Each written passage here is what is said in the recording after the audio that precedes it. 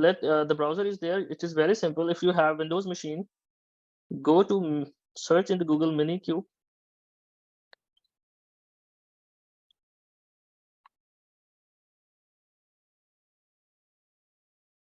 And just like that, you will select Windows. Of course, I am running Windows x86. It was stable, XZ, and the latest release. You will hit this, and this downloader will be downloaded. And of course, you can download it anywhere. So,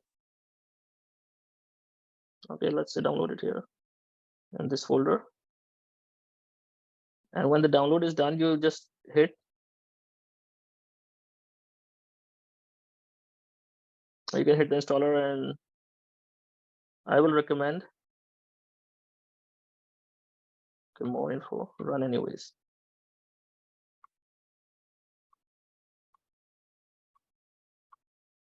And choose the path as your C drive, and that's it. So it will take C minikube. So it will be more easy to go in that directory and work with it. Otherwise, by default, it will go into the C program files x86.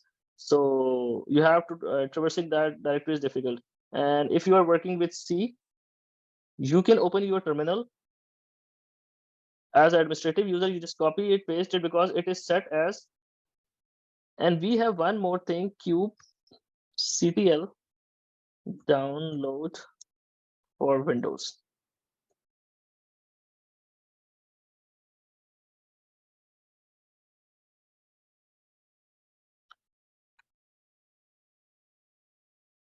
So it was saying curl and something like that. So what I did was I just copied this link here.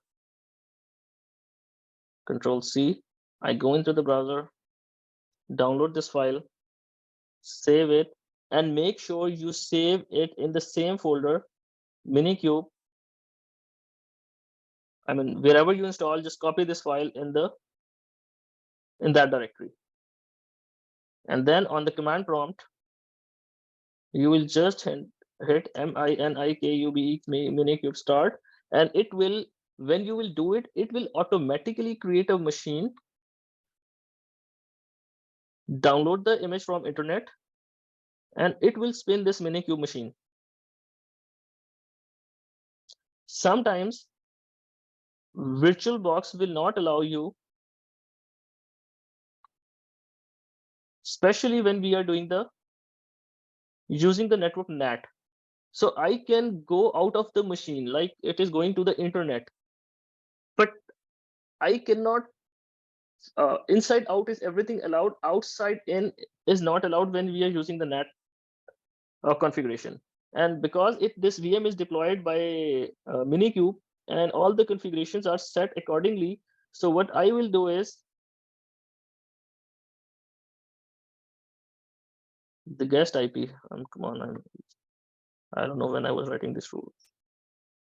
10.02.15, and the port is 22. Let's first check if this rule is working or not. I can go to the putty. I can say, let's say 127.0.0.1 and log in as Docker, and the password was CCUSER. So I have logged into my minikube machine. If you see, I am typing 127.0.0.1, and I am inside my Docker machine. So this is firewalling. I can explain it. I can do IPAS, and let's go on a bigger screen, and let's go on a bigger size. Appearance. Change to 18. Okay. So the IP address, we have multiple IP addresses here, but the first IP is assigned to our Ethernet 0 is 10.02.15. So this is the IP address.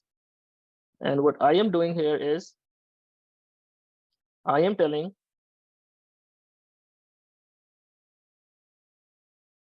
on the network advanced port forwarding, minikube will, this server,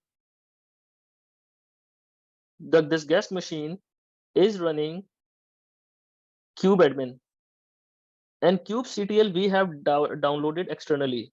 So it will need to connect to the APIs on this virtual machine. And by default, I am saying nothing from outside can communicate with the VirtualBox machine. So I am saying if someone is connecting to localhost on port 8080, take it to the guest machine on port 8080. So you have to define at least this rule. First, you can log into your machine, check what IP is assigned by doing IPAS pipe more, and on Ethernet 0. Sorry, I can share that again. What you can do, you can don't need to go for SSH rule because you will not need it. Just go into the machine, use the username password, go on your check the Ethernet 0, and apply the firewall rule or the port forwarding rule accordingly. And then you can start your minikube. The kubectl and everything will start working. And you can pretty much do every scenario. I have not tested persistent volume with minikubes. I will probably do it today. And because our next class, we will be discussing the volumes and the namespaces. The namespacing is fine, but I have to see if volumes can be configured through minikube. Everything is the same except the load balancer IP and the ingress. We have to enable that on. And for the load balancer, we have to do minikube service